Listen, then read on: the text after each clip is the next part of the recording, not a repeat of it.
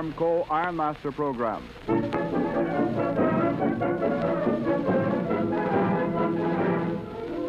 The American Rolling Mill Company presents the Ironmaster. Good evening, friends. Frank Simon. Hello, everyone. And the famous 50-piece Armco Band.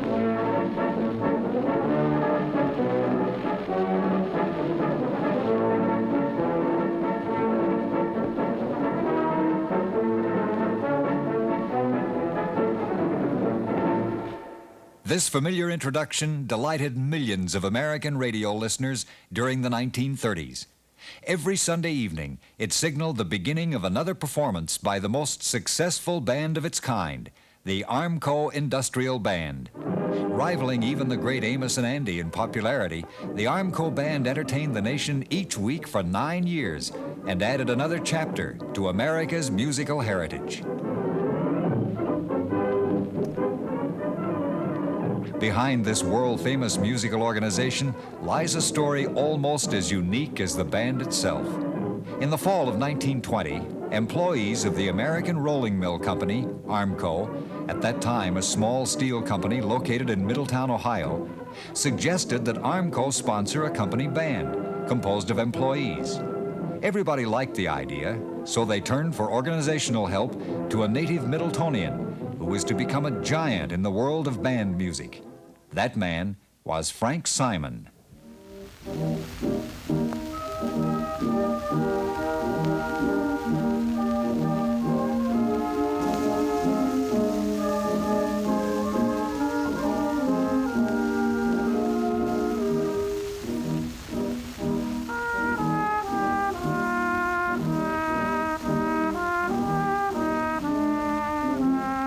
Born in 1889, Frank Simon began his musical career in Middletown. At 16, he was director of the Middletown Community Band, and at 19, became cornet soloist for Copp's Military Band of Cincinnati. After several years with the famous Weber's Prize Band of America, Simon became solo cornetist with the Cincinnati Symphony Orchestra. And Frank Simon could play the cornet.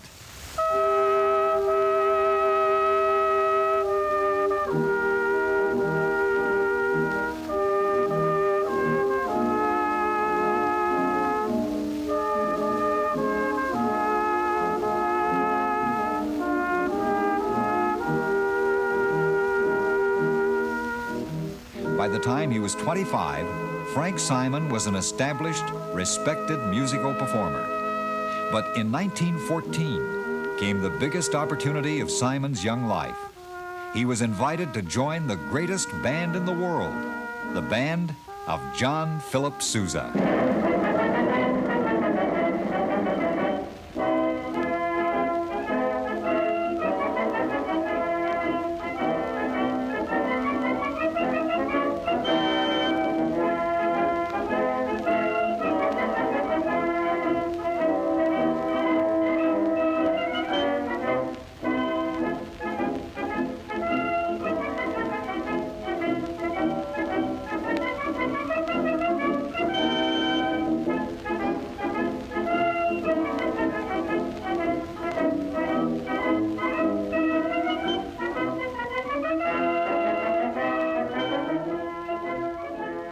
During Simon's career with the Sousa Band, he made 6 transcontinental tours covering every state in the Union, gaining the friendship and respect of musicians from all parts of the United States.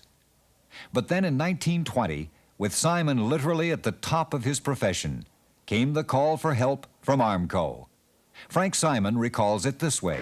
Well, one day I came home back to Middletown for a little rest between seasons, and a gentleman called me by the name of George Hanley. Armco had an association on Main Street here next to the old U.S. Hotel. And this association took care of insurance and the athletic events for the people of Middletown. Football, baseball, tennis, swimming. And this man came out to see me. And he said, you know, Armco would like to have a band in this town. And well, I don't know a bass drum from a clarinet, he said, but could you help me or give me some ideas? how we could have a band here in Middletown. Well, I had to go to Cincinnati and bring up a lot of used instruments. I wanted to help this man. I wanted to help Armco. I wanted to do anything I could to help make the town better. So we had a rehearsal on a Sunday morning on the 4th floor of the old Elks Hall, which is the Sorg Opera House down here. And some of the executives of Armco were there. Well, the following day he reported what took place to Mr. Hook. And Mr. Hook sent for me. And he said to me, I want to thank you for what you've done to help us try to have a band in Middletown. Every town ought to have a band. And I love a band, he said, and we want one in Armco.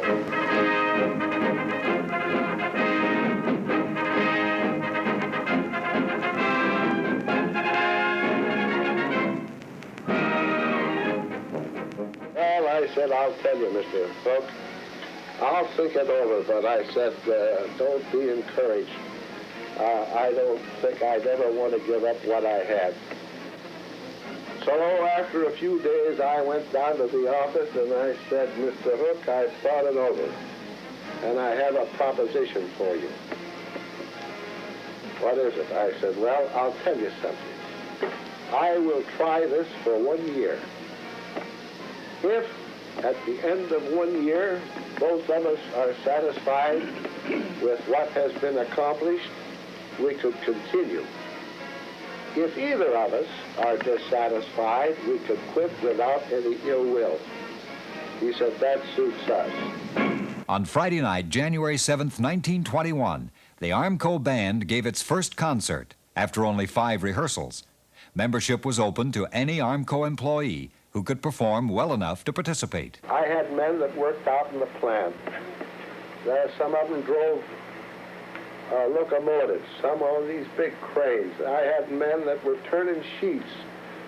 All kinds of jobs I had in the band. The band was intended to furnish entertainment for Armco people and their friends, and entertain they did.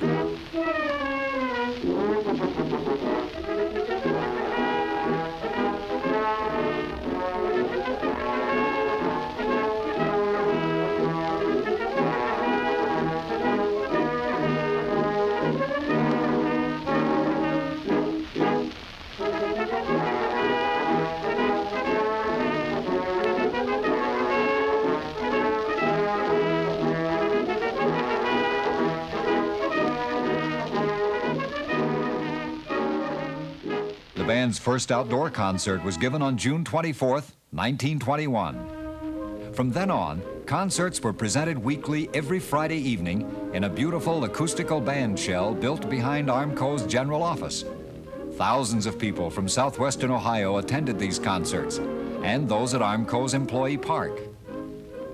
Lynn Mindenhall, a saxophonist with the band, remembers it well. Oh, those are good old days.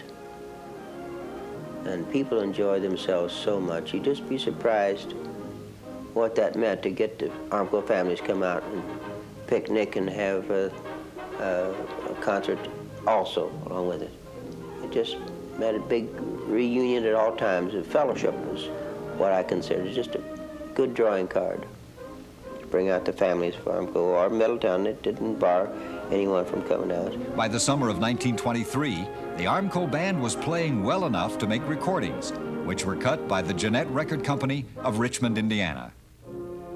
Let's listen to one of those early recordings as the Armco Band plays Henry Fillmore's Men of Ohio March.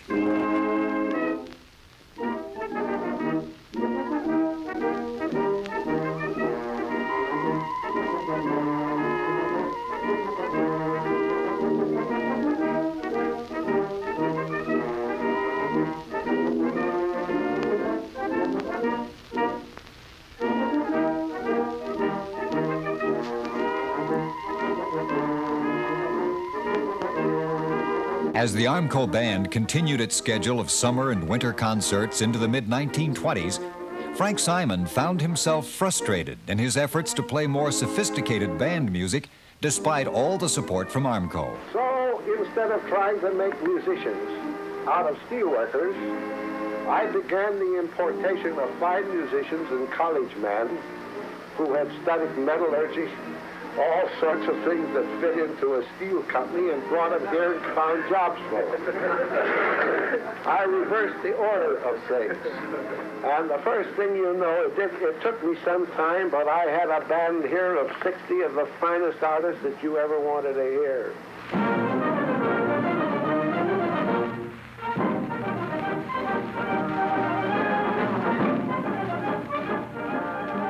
The spring of 1925 found the Armco Band active in a new field, radio.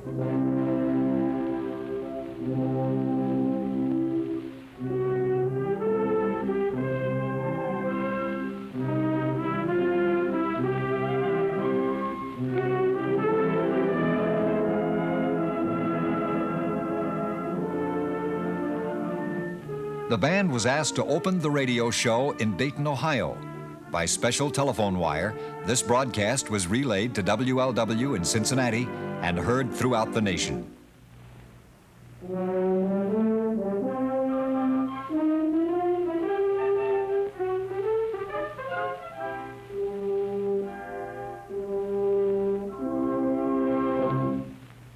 Out-of-town engagements soon followed for Armco's industrial band.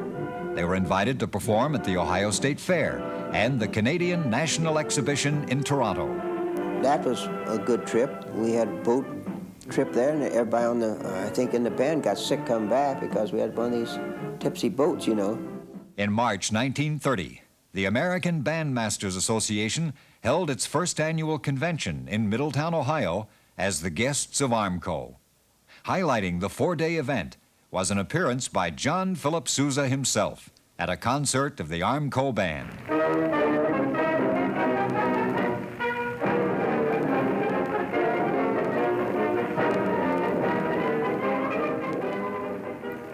The applause for Sousa was continuous. People out in the audience were just thrilled, I guess, as musicians. The musicians were just thrilled as the audience because here we were sitting under the baton of John Philip Sousa. Once in a lifetime, you know. You don't think that wasn't a thrill. We talked about weeks, I guess, or even months beforehand because Frank just kept talking about now at the concert we don't want this or we don't want that, we want this played the right way, you know. So we just kept building up for the big show, you know. We just couldn't hardly wait till the time was we were going to be playing under these big batons. And I still think it's so wonderful to have that into Middletown, all because someone started Armco Band.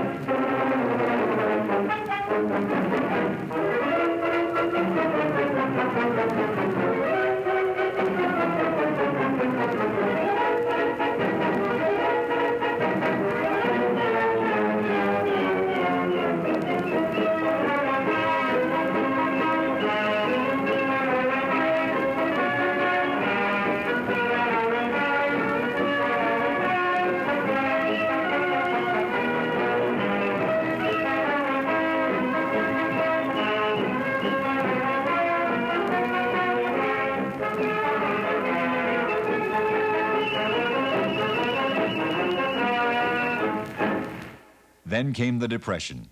Economic conditions forced Armco to suspend the local band as the number of competent employee musicians dwindled.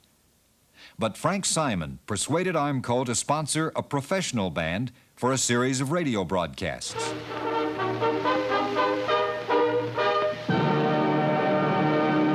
The Armco Ironmaster Program.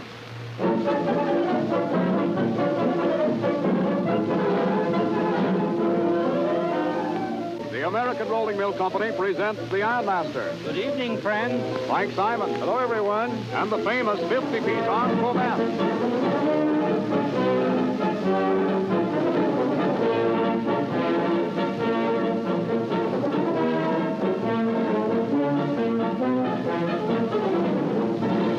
The new Armco Band consisted of the finest musicians in the area, including some former Sousa greats. Every Sunday evening, the band presented concerts over WLW radio, heard coast to coast for 30 weeks each year on NBC's Red Network. Here is a segment from one of the early broadcasts of the Armco Iron Master program over nationwide radio. Gene Sibelius, Finnish composer, surveyed the history of his people and found in it rich material for an exceptional tone poem, Finlandia.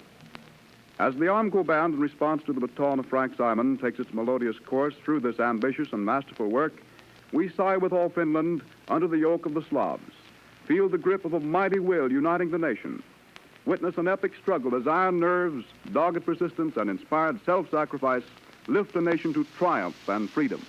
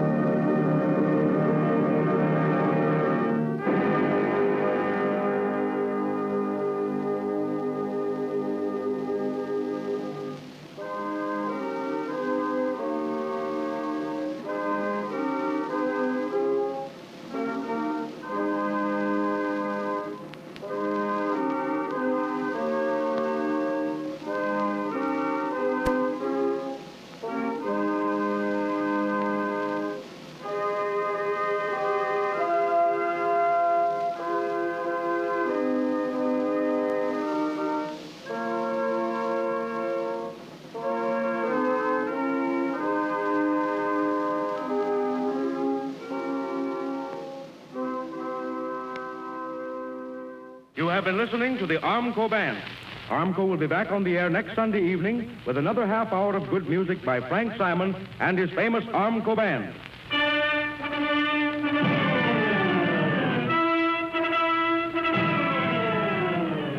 So there it is, formed as an industrial band for the benefit of company employees and friends. It quickly became nationally famous, adding much to American musical tradition. For 2 full decades, from 1920 to 1939, America loved to listen to the Armco Band. Your announcer, Harold Carr. This Armco Sheffield program has come to you from the studios of the nation station WLW in Cincinnati through the facilities of the National Broadcasting Company.